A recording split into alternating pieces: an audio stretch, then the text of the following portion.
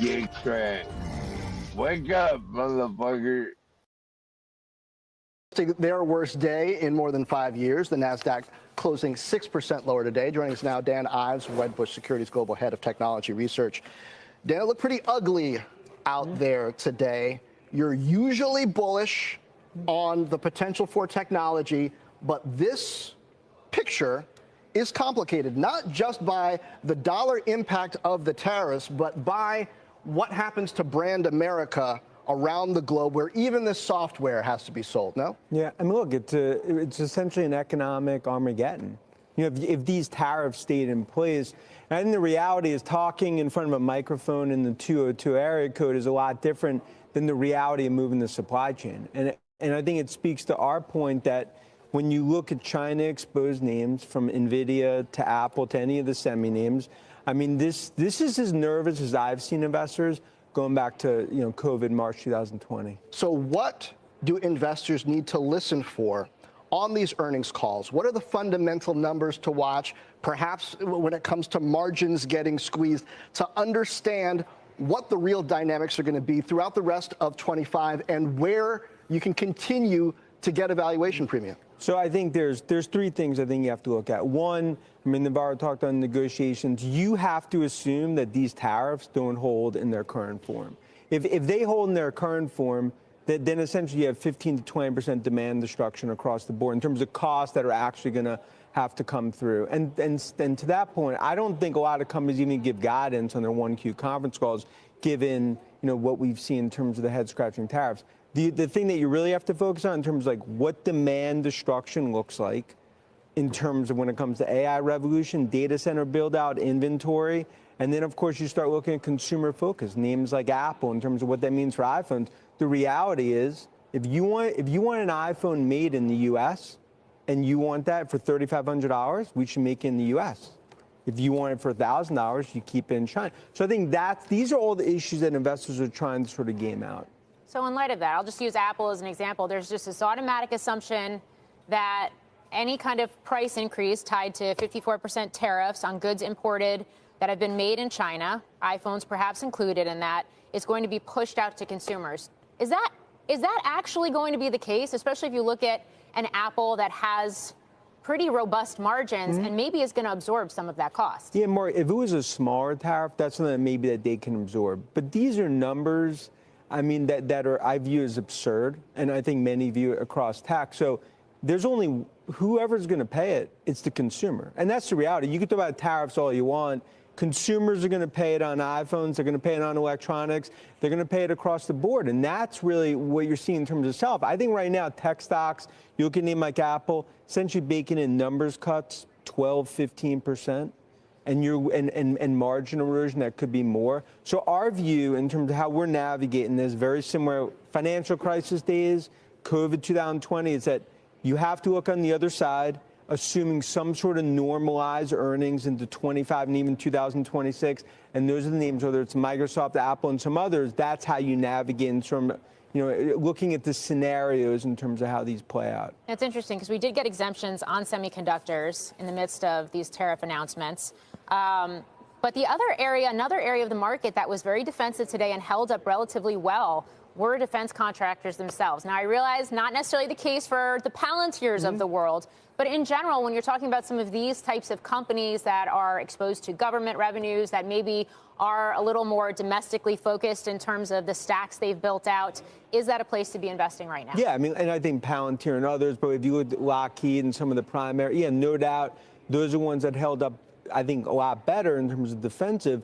But I think devil's in the details, because the reality is when you look at the implementations, you look what comes from foreign perspective, you're talking 40, 50%. A lot of these implementations from a hardware perspective and others. So that's why our view is like what, and to your point, John, is like what are the second, third derivatives? What's the ripple effect? What the demand destruction is? I think investors, if you look here, these stocks are baking in recession into these stocks. If you think it's anything better, and you're basically saying some sort of game of high-stakes poker, and there will be negotiation, then these are the names that you ultimately buy. But look, it continues to be, if these tariffs stay, we've said in tech, it's an economic Armageddon. All right.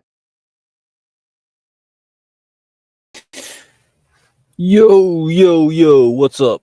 It is April 4th, 2025. All right, guys. So let's look at what we have so far. So if you guys were shorting since Wednesday or even Tuesday, if you were that bold, or even after hours, you're really bold, then you should be doing quite well. So let's look at what we have right now. Let's see what we got.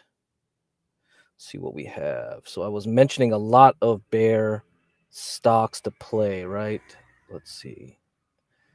Let's look at here. Let's see. MSTR looks like it had a bounce. So yeah, I got some here. MSTZ to short on Thursday, right? Thursday. And then we went down to Friday morning. So we had a little tap here at 265. It has a good bounce. Now, moving averages are rolling over here on this hourly chart.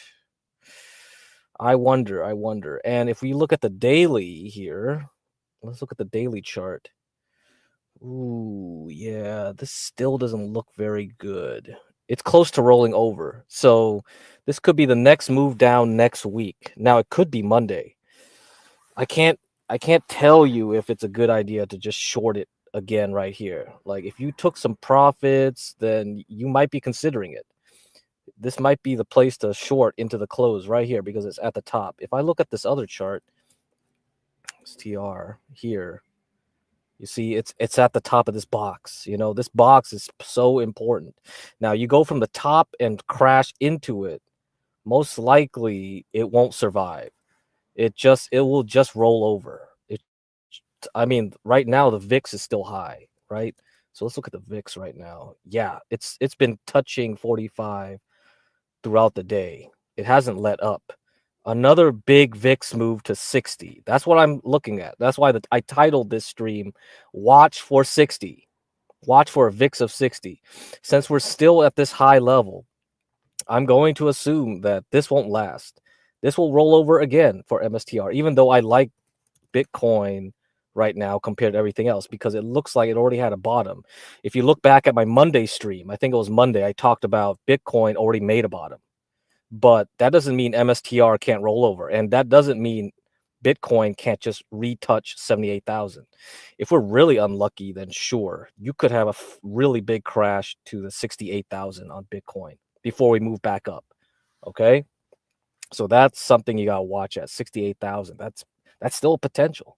That's still possible right there. Now, I'm going to show you GDX right here. Okay. So I said, I'm going to give you this example because this is what I said on Tuesday before Trump was doing anything on Wednesday. I said, I'm looking to short gold, right? Using the gold miners. So here's what I got. This is my small little bet I made. Okay, so far, this is how it is. All right, so I made that bet yesterday when it recovered and then fell through. So if you look at how it is right now, if you can look at GDXD, that's the ETF I use. I was hoping for a big move up in gold so that I could get GDXD at a cheaper price below 6, maybe close to 5. But as we can see yesterday, it just rallied back up. Okay, so and it touched back down to $6 again after it came back. But yeah, it recovered. But from 6 to 8, pretty good. Now, if I want to buy more on GDXD or whatever, and depending on if I want to hold some bear stocks, because yes, you see here SOSX is trying to rally up. I'd rather reshort when it gets closer to 181. So I could use another bear ETF SOXS.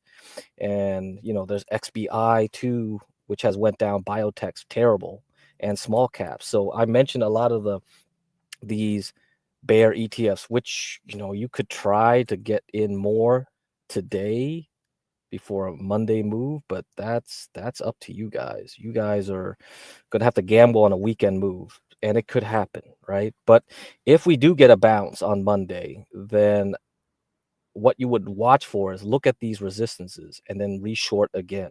Okay, like if you look at LabD, pretty good, right? LabD is up 16%. This is a short of XBI, 3x leverage.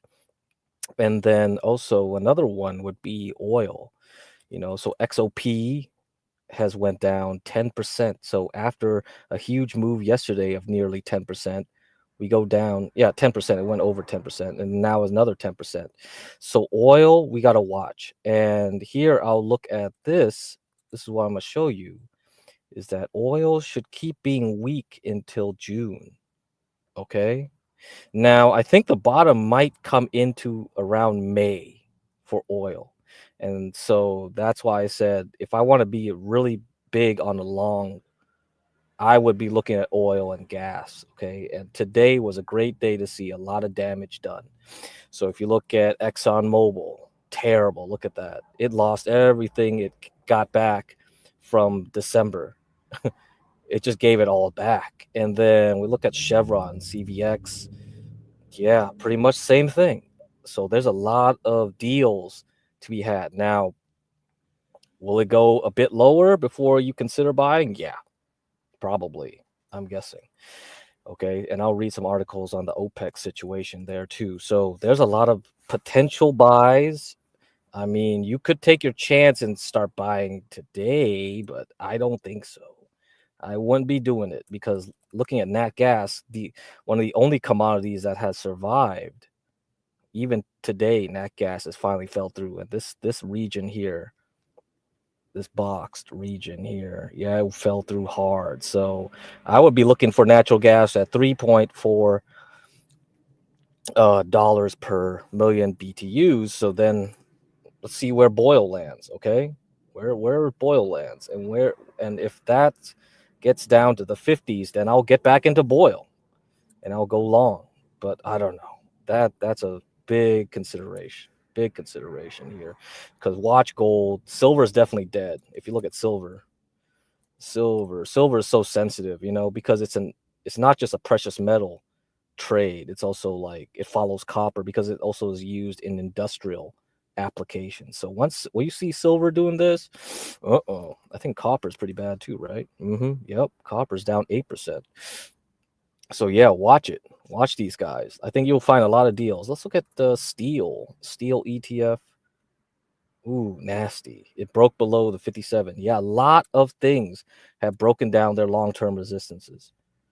This is not good. Yeah, you can wait for lower price. Now let's look at Nvidia. Same thing, right? So once it couldn't hold this 116 area, and then now you're going to 101. Now you're touching this 93, 94. Guess what's next? 75. So you want to buy tech? You want to buy tech? Yeah, wait for it to really flush out. This ain't scared. People ain't scared yet. They're not that scared yet. Like, watch this. So, all right. So there you go. So a lot of people that were chasing tech, they were chasing gold, they were chasing anything they could chase. Nobody wants to buy nothing no more. All right, here we go. So let's look at the dollar. Yeah, what's up, Latino? Dollar's bouncing today. Okay, got a little recovery. Okay, bonds definitely following with that. Okay, a little bit of recovery here, getting up to there. Like, well, at least U.S. Treasuries. I don't know about the other bond market. Let's look at the high yield bond market, corporate bond market. Ooh, nasty. This is panic. When the bond market acts like this, so I said, remember on Monday, I said, watch the bond market, watch these ratios, high yield versus investment grade bond ratio. Look at that. This is the same panic we got during the August crash. Is this thing over? Are we done here? Don't be thinking it's over. So that's why I said yesterday, right? That ain't the dip. And today I'm going to say the same thing. This ain't the dip. You might get a pump on Monday, but that thing will fade real bad into Tuesday. So I think I was saying that April 9th. So on Tuesday, okay, I said April 9th to April 10th, watch to see if that's where the bottom is formed already. So if Monday is really bad, that could be the bottom. All right, because Monday has to be a real bad flush out. I want to see that. I want to see CNBC. You go on CNBC. I want to see everyone screaming. I want to see everyone crying. When I see everyone saying the world is over, that's when you know. That's how it happened in COVID.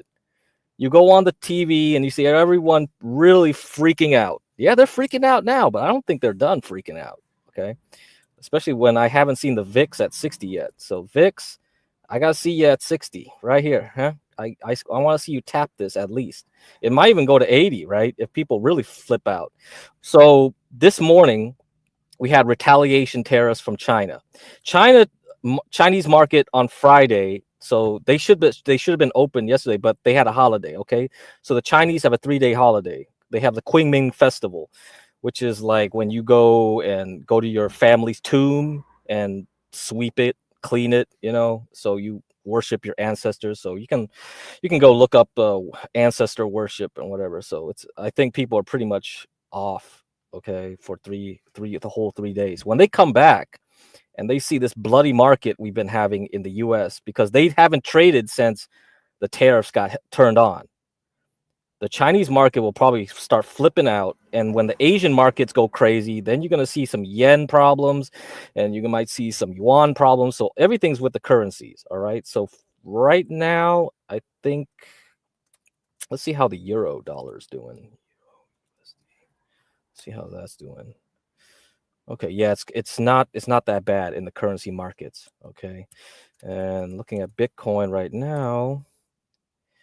So yeah, I mean, this is the only chart I kind of like, but the problem with this one with the Bitcoin is we still have a down sloping 40-day moving average, and it could easily just go back down and retest this 78,000 area, but it could just go down to 68 in a flash crash. You know how crypto is, So if there's a lot of people that need liquidity, because right now they're running away from the dollar, they're running away from gold now, they're running away from oil.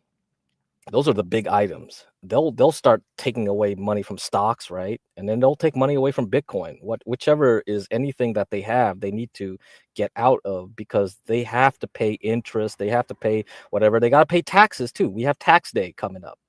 So if the market isn't improving into tax day, guess what? People will sell anything indiscriminately because they have to build cash to pay the IRS, pay their debts, and that's how it goes.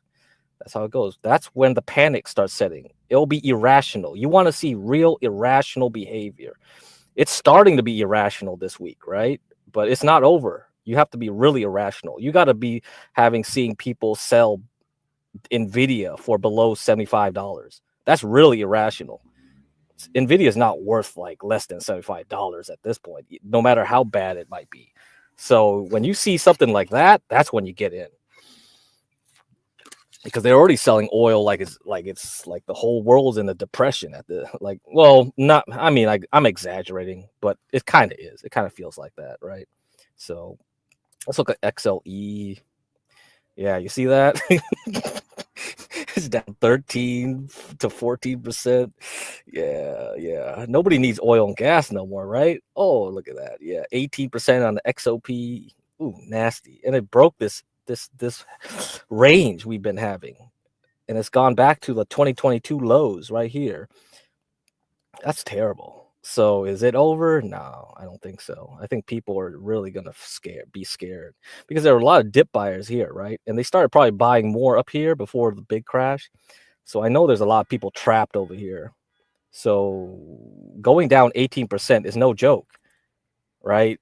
Most ETFs don't even move more than like 10% over a whole year, and you're down 80%. You feel bad. So there's a lot of fear building in to this. So yeah, that's how it goes. It's just behavior. Everything is just behavior. That's what you have to understand.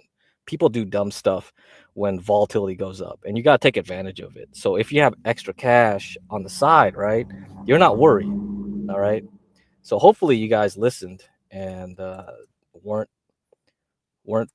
invested, okay? Because as you can see on February, it already was going down like this, right, on the NASDAQ. So having it go down like this is no good.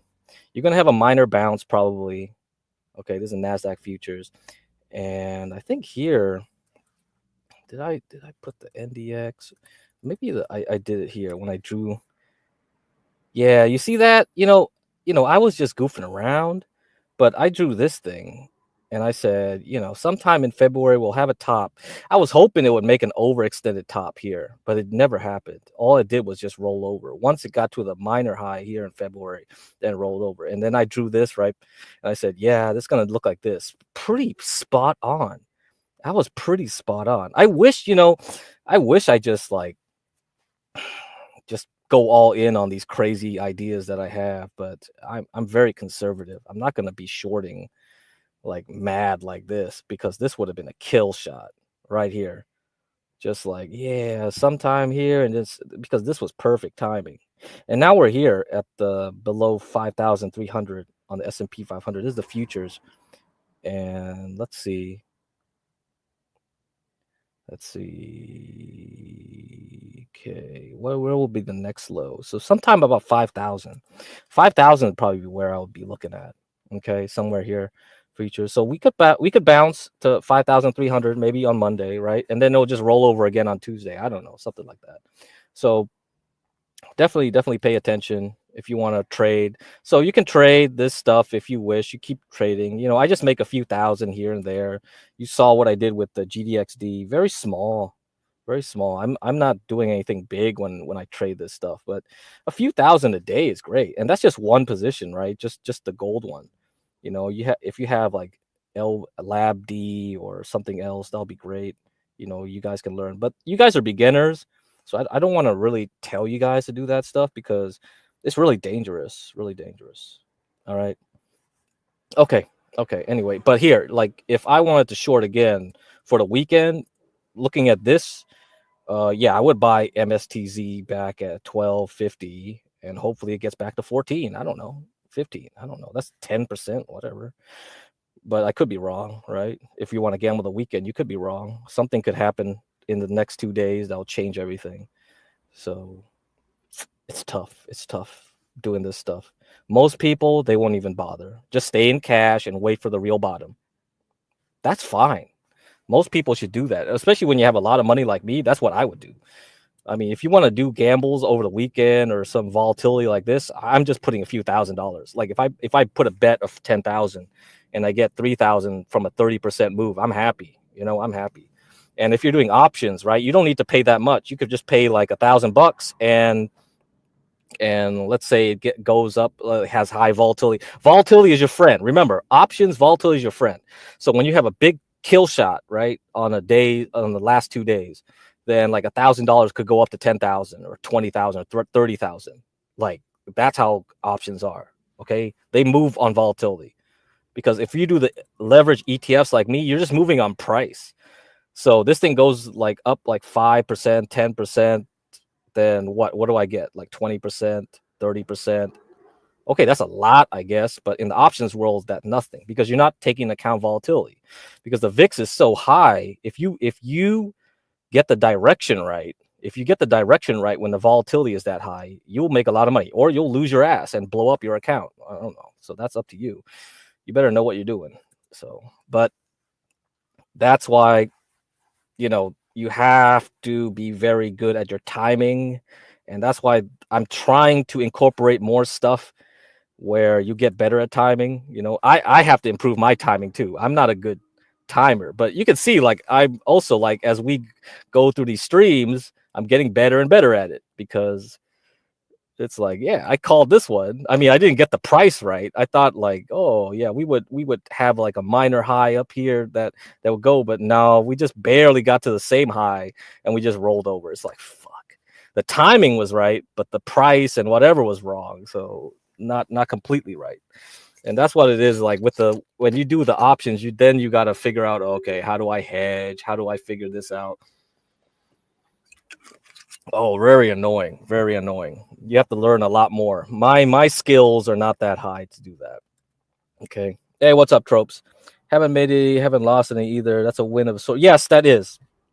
It's better to be on the sides if you can't handle this stuff. This is why this type of environment is great for learning. Okay. It's definitely not great for investing.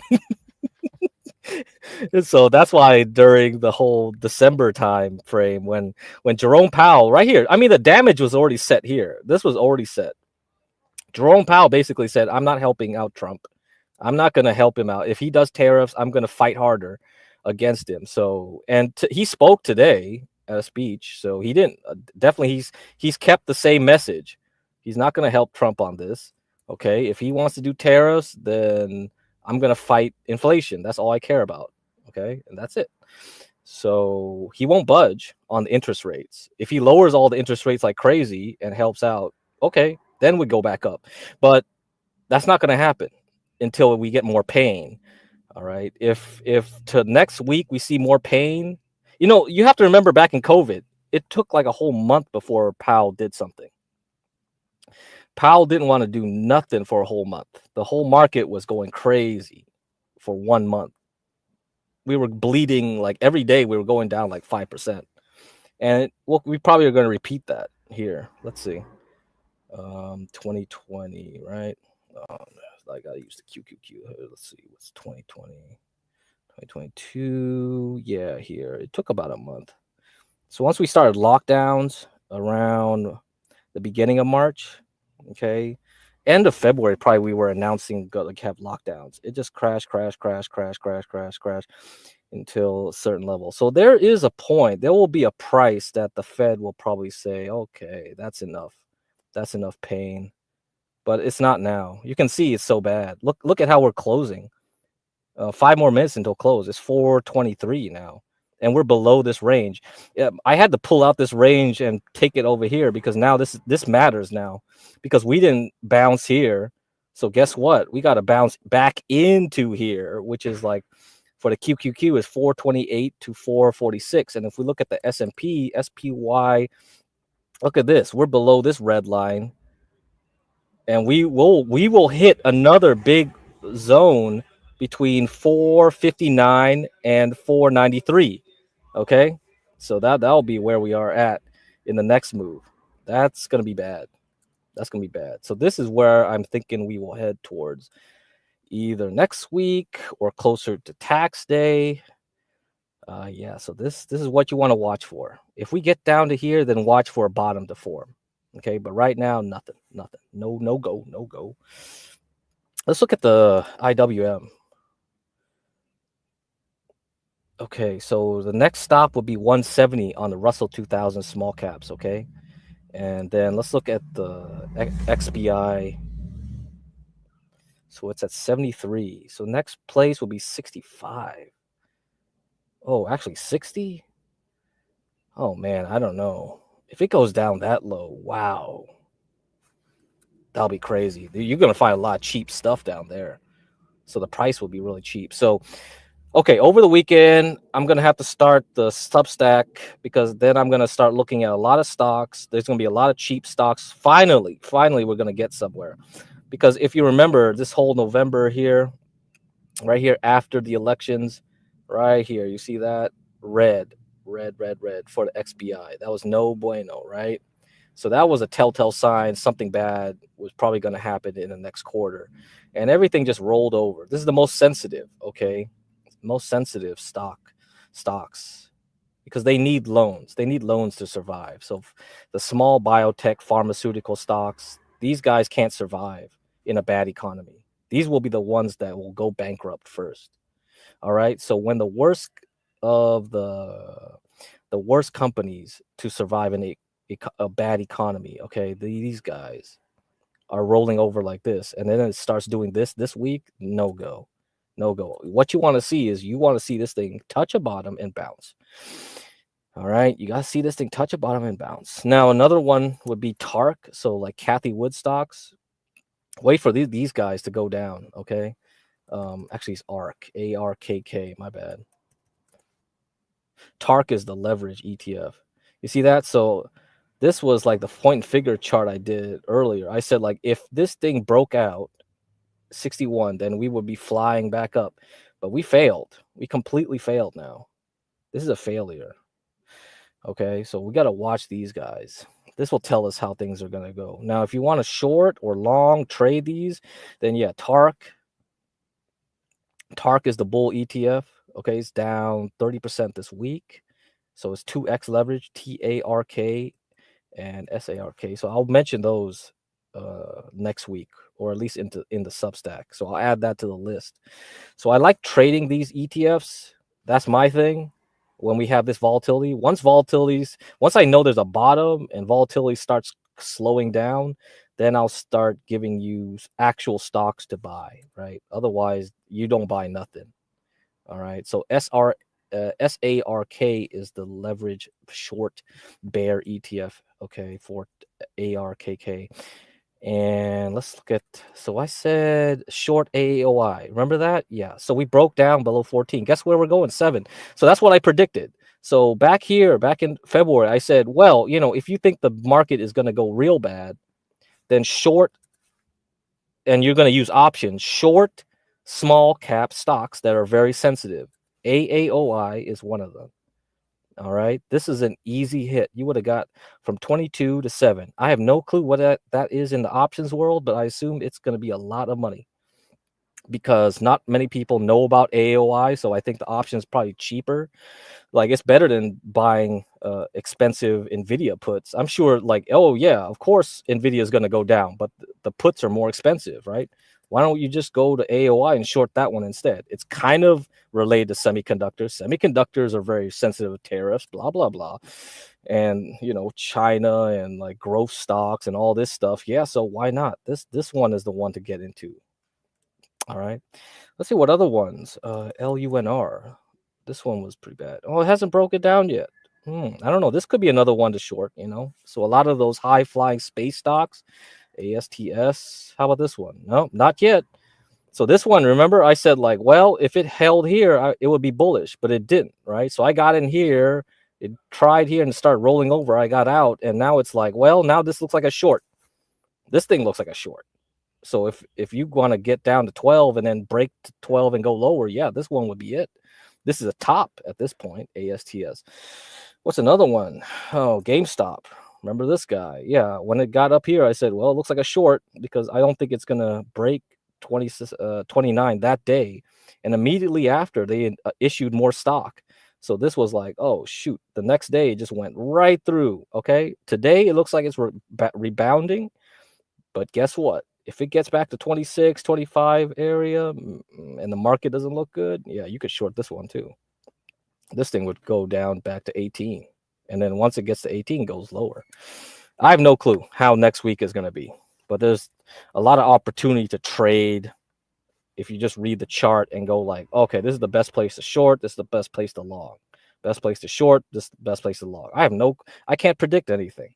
All I'm saying is like, watch what it does when it gets to the resistance. Watch what it does when it gets to support. Okay. If it gets over and then fails, short. If it gets under and goes back up, long. All right. That's it. If it gets under a lot and then goes back up here, then short again. Like that's it. That's the only thing you got to do. All right. Now let me play this video. Let's look at how the market was doing on Thursday. So this is Joe Rabel's little thing. Educational purposes only. Please do your own due diligence before making any investment decisions. Hi, this is Joe. I'm going to give you a stock market update for Friday morning. We're watching this market really take a hit here, and we're coming down to a very key level. Let's talk about what we should be on the lookout for. I don't really like to predict, so what we're going to do is really good analysis in multiple time frames, and that should give us a very good idea of how to be prepared depending on what the market wants to do here. All right, let's go ahead and get going with this. Now, if you want to learn more about some of these techniques, I would suggest taking a hard look at the book on my website, rebelstockresearch.com/book. Also, if this content you enjoy, please hit that like button and also subscribe. Okay, we're going to start with the sentiment. As we always do, I like to start with these and then just run through the market conditions, and then we're going to go through all the charts that's taking place right now. I think there's a lot to talk about. So we've got the sentiment at 0 right now. The number of bulls and bears are about even. That's positive. All right, that's a very low number in terms of bullish sentiment, and I think it's going to get a lot worse based on what the market has done here. As of Friday morning, we're looking at another pretty decent sized drop to open. So, when you put all that together, you're looking at, a lot. I think you're going to see a lot of bulls drop off and a lot more bears show up as of Wednesday is when that report comes out each week. So this is definitely in the positive camp, in my opinion. Also, we're down to 12% on the weekly oscillator. The 5 RSI is and it's going to be a lot lower as of this morning. So again, that's incredibly low. Now, in theory, it can go to 0, and in theory, it could stay down here for a very long time. It's a condition. It's not a timing tool, right? In other words, it is a timing tool, but it's not a signal. All right, it's not a signal to buy. You have to wait for other signs. It's telling you that we're way overdone, and people are getting too bearish. So both of these are positive, and they could trigger some kind of a rally. But we need the actual trigger to take place. So that's what we're waiting for. And then we've got the daily volatility actually popped up again, and both of these are on the negative side. When we have high rising volatility, that's not a good environment for the market, generally speaking. The trend of the monthly is still okay. We are going to breach the 18-month line this morning. We're going to have to see how things play out here to close the week, but not a good sign. But still, the trend is up on that time frame. Weekly is currently neutral, and the daily is negative. And then I did flip the monthly momentum to neutral. We already had the contraction phase develop between the DI lines, right? And now we've got MACD crossing the signal line. So I moved that to neutral, and then weekly's already been neutral, and daily is negative. All right, let's go ahead and take a hard look at this. You can see this pop. When we get these big bars, but then we get big gaps as well, you're going to see this line rising. And, we've been in a pretty consistent uptrend. Yeah, it's making higher highs and higher lows. Hey, what's up? What's up? Sorry. I think StreamYard's cut out. Sorry, my bad. Looks like the StreamYard's just cut out. Stop playing the video. Even the audio is still going, though. So, all right, hold on. Hold up. Yeah, sometimes it does that. Really annoying. Okay. Let me get to blah, blah, blah.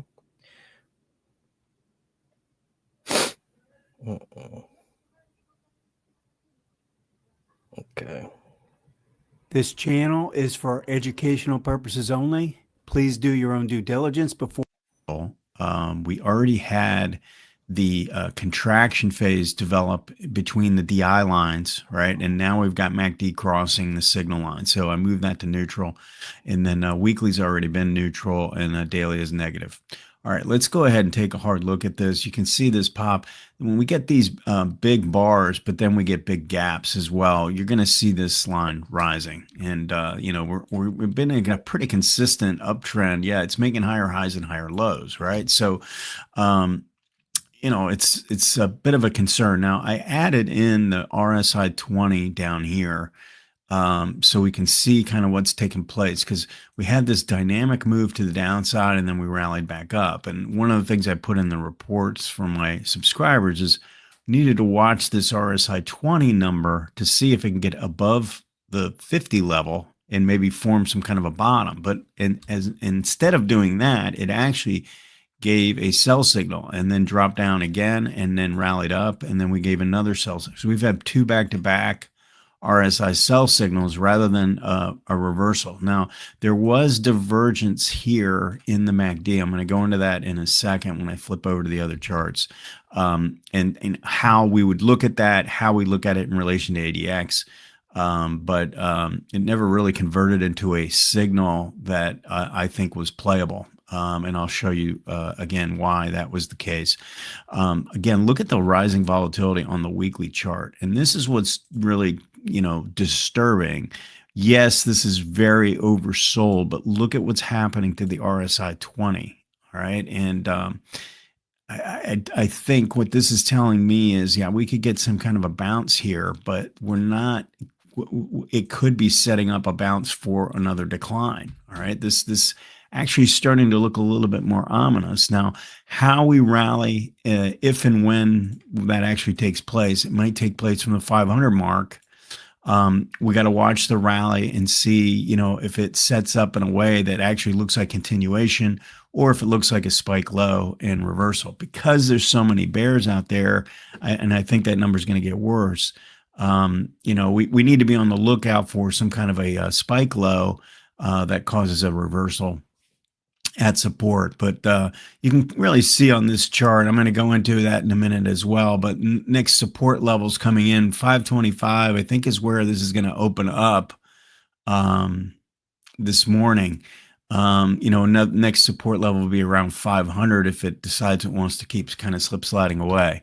All right, let's look at the 4 time frames. And one of the key things is the fact that the MACD has crossed over its signal line, and that follows this contraction phase, right, where we made a lower high, and then a lower low in green DI, and a higher low and a higher high in red DI, right? So from really last month, we knew that we were entering in a contraction phase, and that was confirmed by this blue line declining, all right, similar to what we saw in the beginning of 2022. And as I've been saying, you know, I'm not really expecting this to be a long drawn out bear market, but I mean, the fact of the matter is that we need to be open to that possibility that we're extended away from here. We've got the crossover in a very similar fashion, right? We've got the same contraction here that we had here. So it's possible we could do that. But you know, I think we have to keep a close eye out on the smaller time frames, and that should really lead us the right way. We don't have to really predict that, whether that's going to happen. We can just play this out. And then if the weekly chart ends up setting up in a way that's a rally after a breakdown and it's not a reversal pattern, then I think we can be on the lookout for something more meaningful. Let me just go back so you can see what I'm talking about. So to me, this is, you know, violent move to the downside. Look at the strength in the sellers, right? And then we get a rally back up into resistance, right? We get the pinch play at the 0 line, right? That was the start of the bear market. If it plays out that way this time, I mean, we're going to have to accept that, you know, there's a lot more downside risk. So we need to be prepared. Now, this could also play out more like what we saw in a COVID drop, where it's really quick and fast, just because of the environment and the news and how it's all coming so quickly, and we're starting to see what other countries are going to do here. So we're getting, it's possible it plays out like that. And what we're going to want to do again is just stay on top of the short-term time frames to look for opportunities. If it plays out like that COVID low, we're definitely going to want to watch and see how more bearish everyone gets, because if it gets to an extreme number, negative 15 or 20% or something like that, then we're gonna want to look for a volume spike and some kind of a climax to be looking to step in. All right. So we've got this declining again. It's going to open up, decently lower this morning, but I wanted to point something out. So if you look at the way this is looking on the daily chart, we had a lower low in price, and MACD actually formed a divergent pinch right here. All right. So in other words, not only did it hold above the signal line, not only did it hold above its prior low, but it held the signal line as well. All right. And we made a lower low, and then we actually came back up and took out that high. Now, that in and of itself is a very aggressive signal. Like, if you're going to play that, you need to recognize what you're playing with. You're definitely playing with, playing with a little fire for sure. And the reason is because this had already started moving in the direction of a expansion phase. It wasn't official yet, because see, the red had already moved up and kind of confirmed, but green had not done that yet. We are now confirmed into a new expansion phase, an expansion phase to the downside, right? So we're getting, with yesterday's move, we essentially have confirmed what's taken place in the DI lines, that this blue line is likely to keep rising based on the selling. All right. And so once you recognize that, then this trade is a lot less appealing. prior to this most recent drop, you didn't really have that confirmation yet, just because the buyers hadn't really confirmed a decline yet. All right, so maybe a little nitpicky there, but the reality is we had a lot of strength on the ADX, and that was counteracting what we were seeing here. So if you were going to play this, you had to play it off a small time frame. You had to be very nimble. And then, you know, we knew that there's news coming at the close of this day, you know, with the tariffs and everything. So a lot of risk associated with that. I want to show you how, when you look at this pattern as it was rallying up here, and you can see this rally, that's this rally right here.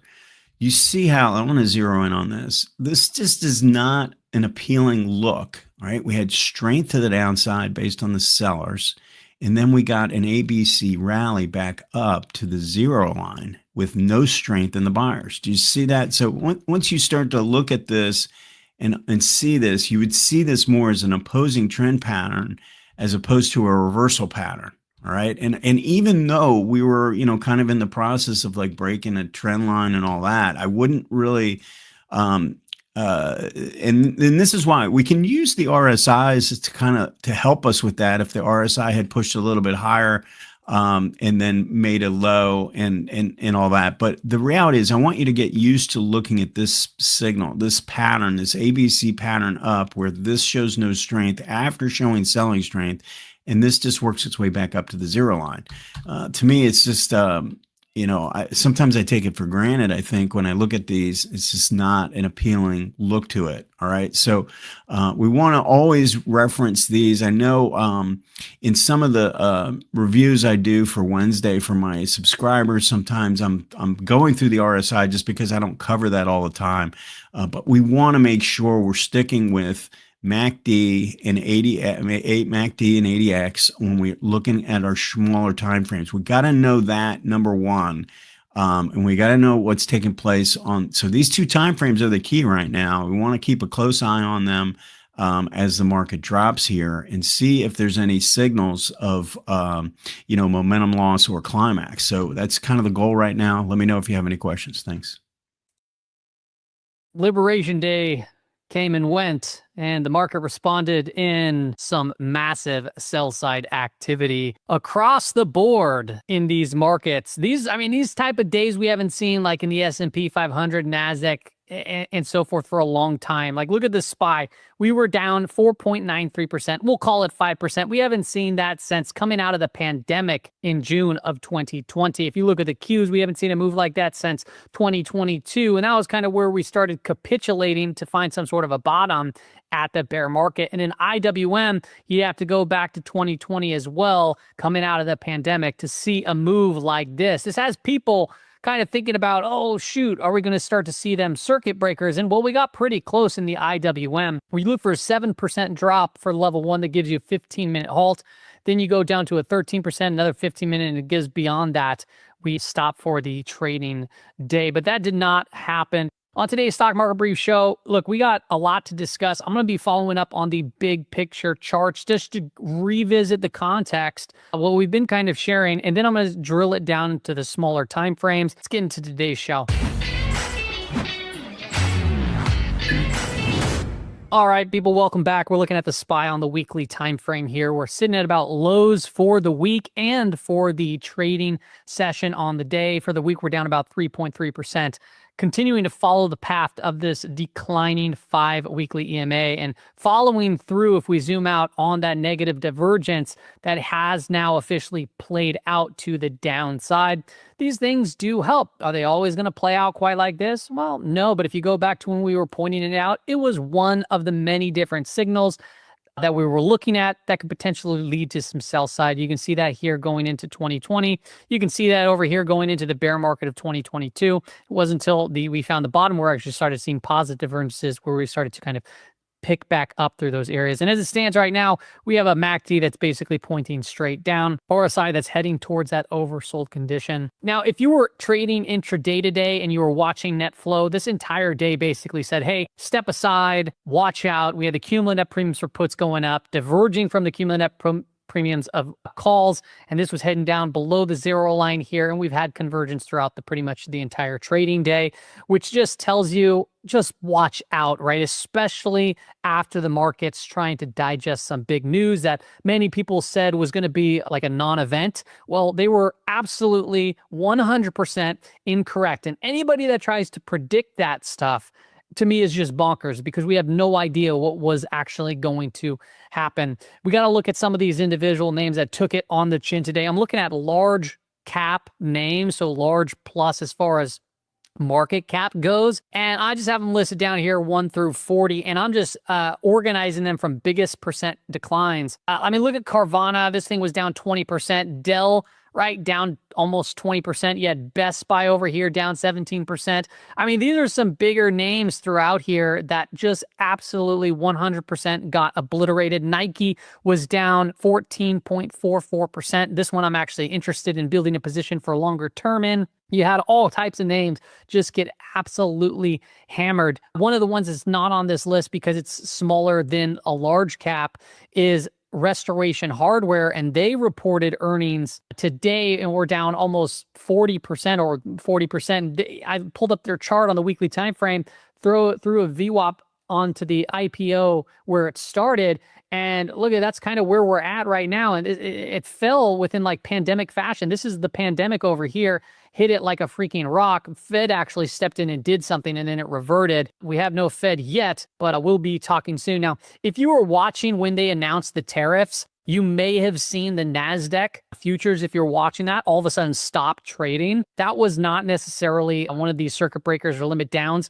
There is a thing called the velocity logic through the CME. And this is, I guess, important to know now when you start to see more volatility, just in case if you're trading all of a sudden freezes up. But they have this mechanism or algorithm that does price banding, and they time it. So it's basically showing how fast an underlying asset moves within these bands within a certain amount of time. They'll freeze, they'll stop the market from trading for whatever that time may be, and it'll to reduce that volatility. And that actually took place about 15 minutes or so into that tariff announcement. Now, tomorrow, we got non-farm payrolls coming out. So this is another big event, and this is taking place as we're already kind of at the weekly expected move. And the market's pricing in some massive volatility. So I'm going to share with you I'm doing this on the fly here because I didn't even create a slide for it, but So non-farm payrolls came out, and it was better than expected, but I don't think anyone cared about it at that point because the Chinese retaliatory tariffs came out in the pre-market before, like hours before this one, and I think that one is more of an influence. I don't think anything was new about the payrolls, so none of that is going to change anything as we go into next week. Go ahead and share with you the expected moves for the expected moves. Sorry, I'm trying to like pull this out of my screen right here. The expected moves for tomorrow's trading session. I'm going to do that in the expected move section. We'll hop into the big picture, and then I'll show you not only the SPYs Qs, but I'll give you an idea of the SPX and some other products there too as well. But we're going to get into the big picture charts here and walk through that. So this is the big picture chart I've been sharing for quite some time. And the reason why I do it is just because to me, this is very interesting, right? If you look at the S&P 500 from a monthly perspective, there's been many times where we hit new all-time highs, and people are saying like, hey, this time's different. We have a yield curve inversion, but it's different this time, right? It's different this time, and it's probably different this time, whatever the case may be. But I do find it very interesting that when the Fed started to stop raising rates, then we went to a rate cut cycle. We started going to a cut cycle, and then we're going through a cut cycle right now. And then the yield curve started to uninvert, and we started to bring rates down. Well, what happened here and there and over here, right? Well, we had the dot-com bubble burst. We had the great financial crisis. And is this the early something of a bigger sell side activity to come? Perhaps, right? We don't really quite have that answer yet, but what we do have is what happened historically in kind of similar conditions as far as looking at the yield curve, this curve being the 10-year 3-month, and down here being the federal funds rate. You can also look here at IWM on the weekly time frame. I've been kind of tracking this channel out here, and you can see really the times that the market, IWM that is, did really good was when the Fed slammed rates to zero and then the market climbed. And then over here, we slammed rates down to zero and then the market climbed. When we started lifting rates and cutting them down, right? Lifting rates and cutting them and then pausing, the market went sideways. Over here, the market kind of went sideways, right? And then you have the yield curve down here doing the same thing, uninverting. One thing that I added differently in this chart was the RVX, which is Russell volatility. And you'll notice that we've had some sort of volatility event that really caused them to move those rates down around the same time as that volatility event. This was 2020, the pandemic. This was the great financial crisis. Okay. So is there going to be a similar vol event in the near future that potentially brings us down to this lower channel? Maybe even we get some sort of exhaustion kind of move through it that forces the Fed's hands to move rates down at a faster pace, ultimately giving what this administration, I believe, wants. Another interesting chart was a larger time chart is the BKX or the KBW Bank Index, which is the more larger institutions. I believe there's 23 or 24 in this index. And I've been following this one for a while too. There's this I just call it the red zone up here, which is a potential area of resistance. But every time we've come into this red zone, there's been some interesting things that happen. For example, over here was the financial crisis. Over here was going into 2017 and then going into the trade war. Over here, when we're clawing our way back, the pandemic. And then over here, right, we went into war. And then we also had inflation concerns and stuff like that. And then now we're back again. And it's like trade war part 2. with Trump back in office. And if it's going to be like trade war 2.0, well, remember that whole end of December, right? December 2018, we saw that Christmas Eve massacre to actually really give us that capitulation. Now, I don't think it's going to play out the same way. I have no idea. I'm not calling for that, but it is just an interesting analog to continue to watch. I've been showing the Dow Jones Global Index here too as well. And you can see when we get to the upper portion of this channel, right, we've seen some resistance other than right over here and right here, right? But right here, we had the Fed step in pretty hard. We've overshot it for multiple months, and then we started coming back in, and look where we hit right there at the bottom channel during the war and the inflation. That was actually the top print for inflation right there. We had that Christmas Eve massacre down here, global growth scare right over here. We had Operation Twist over there. This is dating back to 2010. And where are we now? We're up at the upper bounds of this channel. We're kind of coming in a bit here. You have the price or the percent price oscillator starting to curl over. You have a negative divergence on the RSI, albeit that it's a really large one. So who knows what can be the driver force, but is this possible to come down in this channel? Well, I don't want to say it's not possible because it happened over here and it happened over here and it happened over here and it happened over here and it happened over here. Okay. So that would be pretty big, right? So we got to just manage risk as we see fit. If you look at the SPY on the monthly time frame,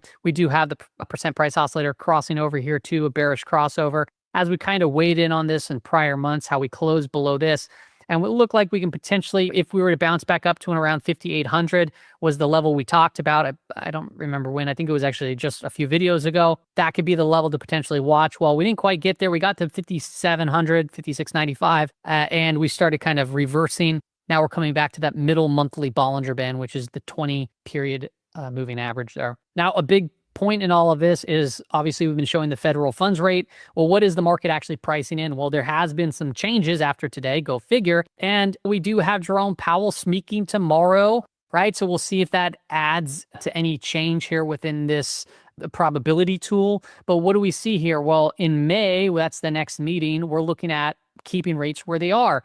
However, right, who knows what might shake things up to make it look like an emergency cut, right? We talked about this a few videos ago, how the market might start trying to price in 4 rate cuts, maybe perhaps an emergency one in May. Well, that was not the case so far. However, you can see that they did start pricing in 4 cuts. You can see a cut here in June with a 65% probability, a 50% probability, a little bit higher, right, in July, and then September, October, another rate cut, and then into December, another one. That's 1, that's 2, that's 3, and that's 4 rate cuts being priced in. And we'll see here what the market does, and if it kind of forces the Fed's hand by any chance to potentially push rates down further or to remain where they are, right?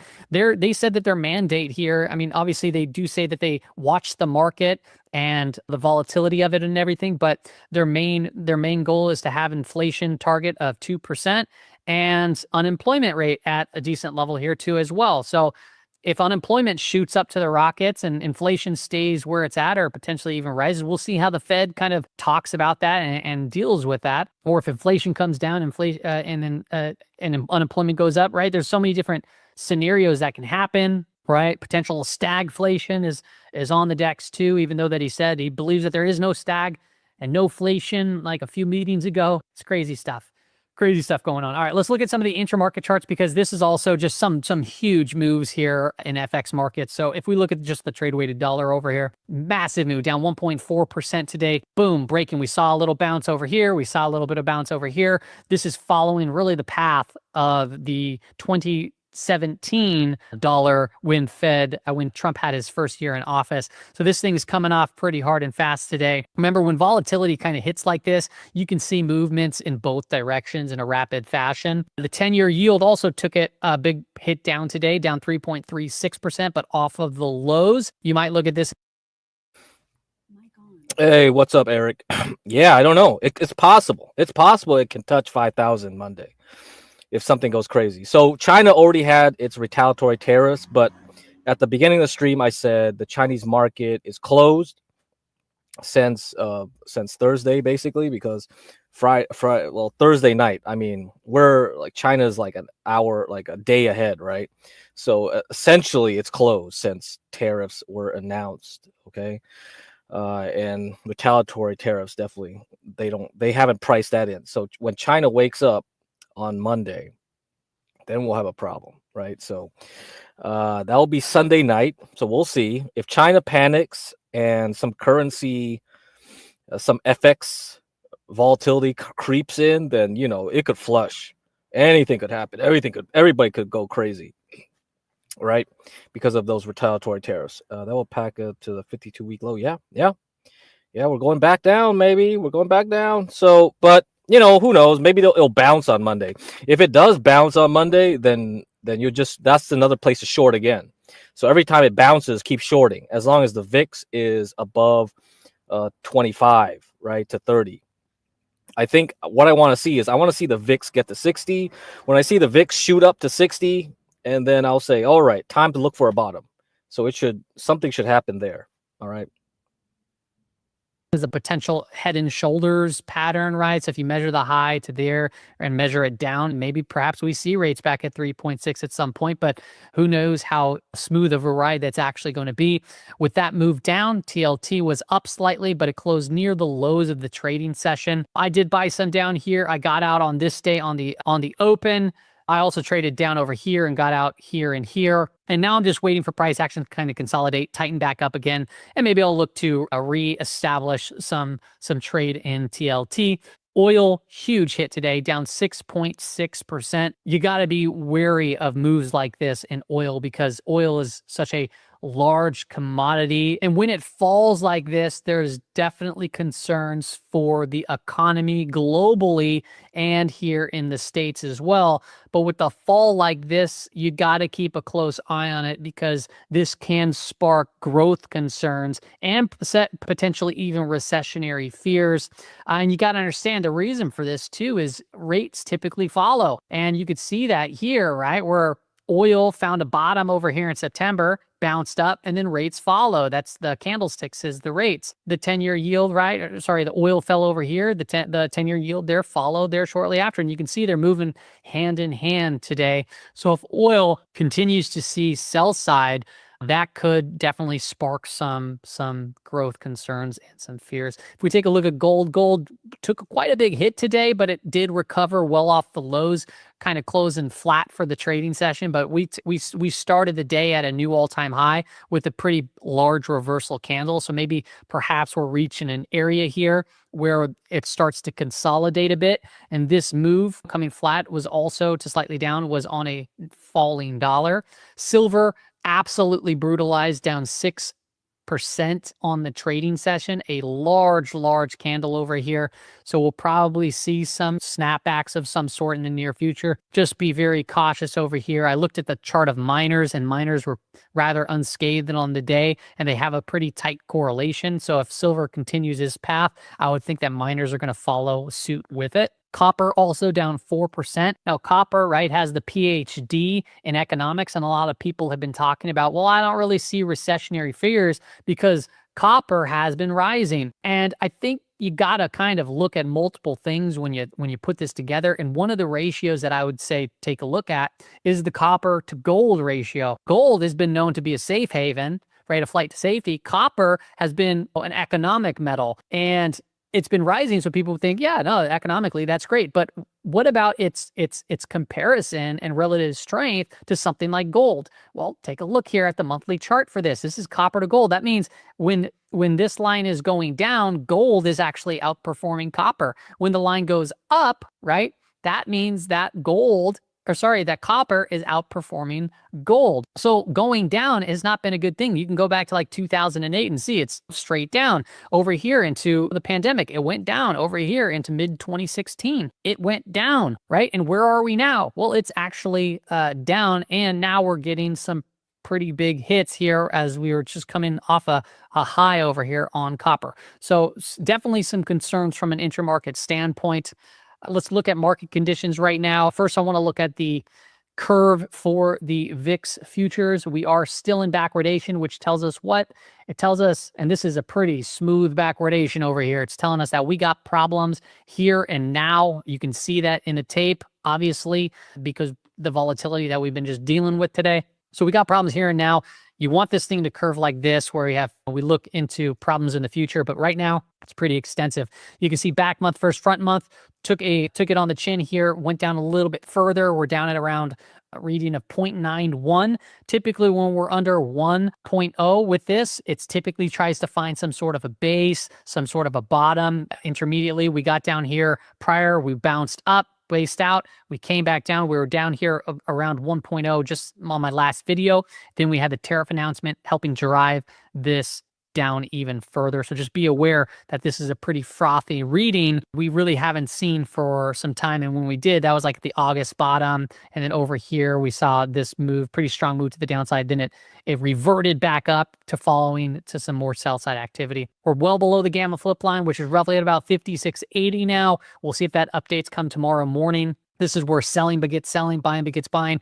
We've now been here for 31 or 32 trading days under the gamma flip line. So this has been an environment for much shorter term trading, for smaller positions, for wider stops, not for your average swing trader. It's been just a much more difficult environment. That's why we look at these market conditions. This is one of the factors that determine how I trade and what strategy I trade. When I'm below a gamma flip line, I'm typically much more active from an intraday perspective. And when I'm above a gamma flip line, I look to swing trade for longer periods and holding periods. We're down here roughly about 5,400, which happens to be right at around the put wall. We'll see what this looks like come tomorrow. This is about 5,300 down here. It's growing in size. And we got about 5,500 right over here. That's another level of interest from a gamma exposure standpoint. CTAs have been massive sellers for us. It's starting to look like it's flattening out. We'll see if that turns around. And then also vol control funds have been a huge component to all of this sell side activity that we've been seeing here in the equities. If we take a look at the direction of the 5-day moving average, which is the second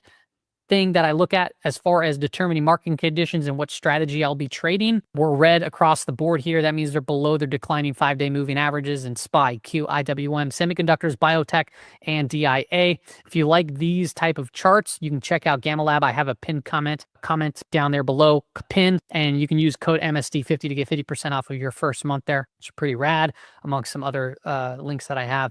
Let's look at now the expected moves. So first and foremost, we have exceeded the lower weekly expected move, and you got to be very careful here because the market pricing quite a bit of volatility, and right now it's not handicapping it well in this current context. It doesn't mean we can't bounce back up, but just be aware that when we start breaking from these weekly expected moves, it could get very nasty and very quick. And tomorrow we have that data coming out for jobs. We don't know how the market's going to anticipate this one. So just be aware that, hey, if we start breaking down, this could be like one of those. Well, we did that. We broke down quite hard, right? So, and we're below that JPM collar too. I don't know what that means. Monday could do anything. So watch that Monday. So yes, we could be easily below 5,000 on Monday. August scenarios of last year where we're down in the first few trading days of the quarter, down at the quarter to date. Now, I'm not saying that's going to happen tomorrow, but that's what happened in August. If you remember, if you've been watching the show, in about 3 or 4 trading days, we were down at the quarterly expected move, and that was actually an area that we had labeled out for a potential opportunity to quote unquote buy the dip. We're still above the monthly implied move, which is at 532, and it's only day 3 of April. So yeah, just massive volatility on today's trading session. I'm going to share with you now the expected moves for all the products that I share with my Discord community. So if you want to be part of the Discord community and get this little sheet sent out daily, as well as with the Mag 7, which is one of my proprietary setups for daily expected moves based off of implied volatility. For the Mag 7 stocks, I share that there too as well in this Discord community. You can check the pinned comment. It's $9 a month. It's not expensive at all for what you get. You get a lot of different trade ideas when we're in better market conditions. I only post a few right now, actually a few for the last 30 days because we've been in negative gamma. I give an updated watch list and tight list. I give weekly expected moves, quarterly, monthly, daily. You get the access to the Tradie Ticks bots, which a whole bunch of different bots there with options flow kind of stuff. And then you also get to the query channel where you can type in various commands and you can have a specific chart pop up, like, for example, market net flow. So if you want to check that out, make sure to check that one out too.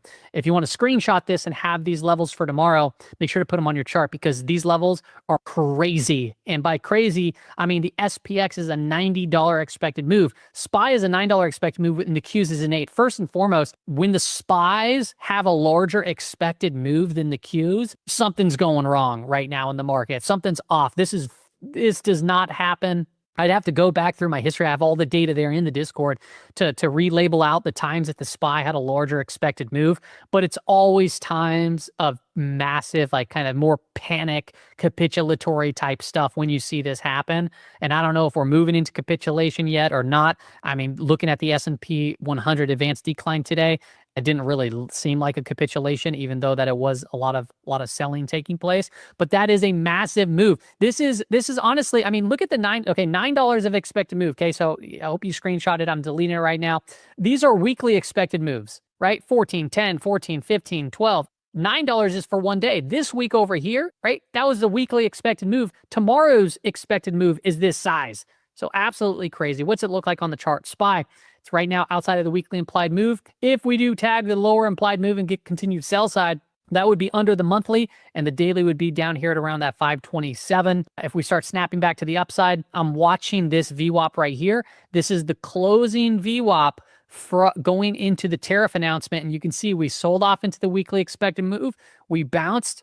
We hit that VWAP and we rejected from it, creating a new low. So we have a high, a lower high, we have a low, we have a lower low. So if we start doing something like this and potentially breaking back above the VWAP, to me, that would be a much more better situation to know that the average person that's been buying since the tariff announcements would be then technically in the green based off of that time and that volume. So that would be a more bullish situation. If not, then just be patient right now. You got to be very patient and very tactical. What I say typically, if you're trading or swing trading, you want to go smaller positions in higher volatility, right? Smaller positions and wider stops, and be okay with losing, because you got to trade the plan or create a plan and trade that plan. And then, or if you're more tactical, you can go on smaller time frames and trade at a more tactical pace. So right now, also, if we look at Qs, we have the declining 5-day moving average. We've already stated that. Week to date, month to date VWAPs down here too as well. Daily expected move can bring us down to the lower monthly implied move, and we're outside of the weekly as it stands right now. If we start come down here, whatever the case is, and we start bouncing back up, at some point, just watch the week to date, watch the month to date, watch the declining 5-day moving average, because these can act and come into confluence and act as a level of resistance or potential resistance. So you want to be just aware of all of that. If we take a look at a couple of signal charts right now, there are some that are getting really extended now. You see the bullish percent index for technology sector now has a bullish divergence forming now after we saw a massive sell side. I would think that this would have been steeper to the downside, but it's not yet. But we do have a bullish divergence here on all this sell side. If we look at the bullish percent index for the Nasdaq Composite, we have a positive divergence forming here too, and we're getting pretty extended here on the bullish percent chart, but we are much more extended here going into 2024 at the bottom of that market correction right there. And we have the bullish percent index for the NYA, the NYSE, bullish divergence there as well, and not really too extended of a reading overall like we saw back in late 2023, marking that bottom. That's all I got for you on today's episode, everybody. I hope it helps out, gives you some insight. Look. All right, guys, let me go read some articles and we can close this off. Then prepare for a weekend stream. I'll try to prepare you guys up for the next week, and I'll introduce my Substack there, so watch out for that. Anyway, let's look at some articles here. So I'm going to talk a bit more about oil right now, because that's definitely an important thing.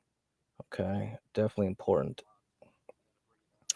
All right, put up the banners. Okay, so yeah, actually I don't need the banners.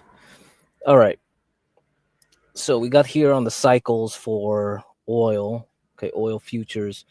I think there should be a bottom coming in late April into early May. Okay, that's my target for oil. All right. And this is the XOP ETF for oil exploration, gas exploration. So let's look at where should we expect a bottom here. Same time frame. See, late April, early May. Okay, that's what I'm expecting. So that's why it's going to be really crucial now to start scanning, looking for particular stocks that might show improvement and see which ones are the best to rally back up. Okay, so this article here is about the OPEC. Okay, let's look at that. Okay, I can put this up for you. Here's the article link. You can get that here. And put back banners. All right. So this was in April 3rd. Okay, April 3rd. All right. It says OPEC Plus speeds up oil output hikes, oil drops. So this was yesterday. 8 OPEC Plus countries agreed on Thursday to advance their plan for oil output hikes by increasing oil output by 411,000 barrels per day in May, an unexpected decision that prompted oil prices to extend earlier losses. Oil, which was already down over 4% on U.S. President Donald Trump's announcement of tariffs on trading partners, extended declines after OPEC updated its plans in a statement, with Brent crude dropping over 5% towards $70 a barrel. 8 members of OPEC Plus, which includes the Organization of the Petroleum Exporting Countries and Allies, led by Russia, had been scheduled to raise output by 135,000 barrels per day in May as part of a plan to gradually unwind their most recent layer of output cuts. But after a meeting of the 8 countries held online on Thursday, the group announced it would boost output by 411,000 barrels per day in May. OPEC cited continuing healthy market fundamentals and the positive market outlook. Wow. So they really think the economy is going to be better. Very fascinating. Very fascinating. So I think we'll have to see how China does. China is going to be a big factor on that, I think. Okay. This comprises the increment originally planned for May, in addition to 2 monthly increments, OPEC said in a statement referring to the volume. The gradual increases may be paused or reversed subject to evolving market conditions. The May hike is the next increment of a plan agreed by Russia, Saudi Arabia, UAE, Kuwait, Iraq, Algeria, Kazakhstan, and Oman to gradually unwind their most recent output cut of 2.2 million barrels per day, which came into effect this month. The 8 countries will meet on May 5th to decide on June output, OPEC's statement said. OPEC Plus also has 3.65 million barrels per day of other output cuts in place until the end of next year to support the market. So May 5th, how convenient. So if you looked at those cycles that I showed coming into fruition around May, then yeah, we could be late April into May, early May will be the bottom then. All right. OPEC Plus stuns oil market with policy shift to drive price down price. For most of this decade, the OPEC Plus alliance has been the world's most stalwart defender of high oil prices. In just a few moments this week, that role reversed dramatically. In a video conference on Thursday, the coalition of crude producers led by Saudi Arabia and Russia was expected to simply remind errant members to respect their output limits, ahead of rubber stamping its existing plan to gradually raise production. Instead, they delivered a major shock, increasing supply by 3 times the planned amount in May in what delegates described as a deliberate effort to drive down prices to punish the group's cheats. After many months of excess production from Kazakhstan and Iraq, Saudi Energy Minister Prince Abdulaziz bin Salman reached the limit of his patience, delegates said, asking not to be identified because the talks were private. The larger than expected May output hike would just be an aperitif if those countries didn't improve their performance, the prince said on the call. Wow. Prince Abdulaziz gambit, a marked break from years of urging OPEC Plus to remain cautious in adding supplies, illustrates the toll taken on the alliance as its effort to balance global oil markets drags on far longer than initially envisioned. For some observers, it stirs echoes of the price war that briefly erupted between OPEC Plus's leaders during the 2020 pandemic. All right. Ooh, drama. The drama intensifies. Fascinating. It could just be like Trump just told the Saudis, hey, I want oil at $50 a barrel, right? So, you can read this article here. I think that's it. That's the major portion of it. Very nice. And then the last one, we'll have this one here from a McClellan Oscillator website, blog, whatever, McOscillator, so you can read it here. All right. Investors Intelligence Correction Percentage. What is that? Okay, April 2nd, 2025. The latest data from Investors Intelligence on their bull-bear spread shows a dead heat. Both numbers are at 28.8%, meaning that the numbers of investment advisors and newsletter writers in their survey are exactly equal. But interestingly, both numbers are also very small, which has importance for this week's chart. The advisors in their survey, which Investors Intelligence cannot categorize as either bullish or bearish, get put into a third category, which they call correction. And it turns out that this number can get really interesting sometimes, like right now. Because both bulls and bears are at very low numbers, that leaves a lot of the survey population unwilling to make a commitment. So nobody knows what they want to do, huh? They're not either bearish or bullish. They don't know what to do. This number is at 42.4%, which is the highest number since the stock market price lows of August and September 2015. What this says is that a large part of the survey group is not willing to make a commitment to either a bullish or bearish stance. That is a condition reflecting fear, not just of the market, but fear of making a commitment. And not surprisingly, it is a good marker of price bottoms. The big caveat to this is that at the beginning of the 2022 bear market, we saw a reading of 40% for the correction group. While that high reading did mark a temporary low for the prices in early 2022, that was not the end of the story. As the bear market becomes much more evident to some more people, they get more willing to make a commitment to say that they are bearish. So if we are entering another bear market now, like 2022, this current very high reading for the percentage of investors in the correction category may be only a marker of a temporary bottom for stock prices. Ooh. Well, let's see. Let's see, guys.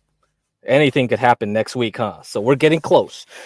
We're getting close. We're getting close to something happening, and we have to decide if this is just a temporary relief or just the beginning of a bigger, even larger move down. All right. Have a good weekend, guys. I'll see you. And yes, please support the channel. We are at 1.3K subs.